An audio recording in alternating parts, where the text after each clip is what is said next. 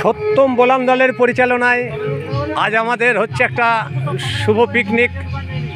তাই পিকনিকের জায়গাটা আপনাদেরকে আগে আশপাশ দেখাচ্ছি, পরে আমরা আসছি আমাদের কিছু ফ্রেন্ডসদের সঙ্গে আলাপ আলোচনা করব যে এখানে সত্যম বোলাম দলের প্রতিটি বছরই এই দিনের ন্যায় ফিস্ট হতেই থাকে।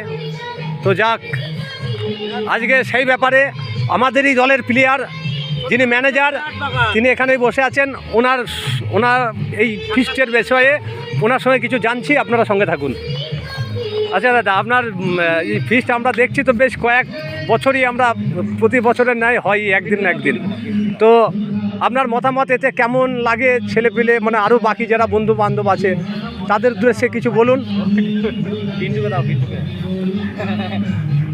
যাই হোক, আমি আপনাদেরকে বলে দিচ্ছি, আমি বলছি হ্যাঁ তাপস, আমাদের পিকনিকে সবই আছে, এখনো মজাই আসেনি, এটা খুব দুঃখ। মদ ছাড়া পিকনিক বানায় না। ঠিক আছে, আমি এবার আসছি আস্তে আস্তে। আপনারা দেখুন আমাদের যে রান্না, যেখানে কুকের কাজ চলছে সেখানে আমি আসছি। এই যে কর্কেটের ছাউনি উপরে সুন্দর একটা পরিবেশ, এই পরিবেশের মধ্যে মনোরম পরিবেশে আমরা আজ এসেছি পিকনিক করতে। তাই এখানে আমাদের আইটেম চলছে এখন, ডালপুরির প্রোগ্রাম শুরু হয়ে গেছে।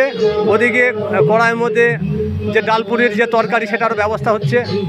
এখানে আদা রসুন সব ছাড়ানো হচ্ছে এই সকালবেলা। আরও হয়তো আমাদের বন্ধুরা যারা আসেনি তারা অনেকেই আসবে, আপনারা সঙ্গে থাকুন। আরও একটা আমি এই নিয়ে আপনাদের সামনে আসবো। থ্যাংক ইউ, ধন্যবাদ।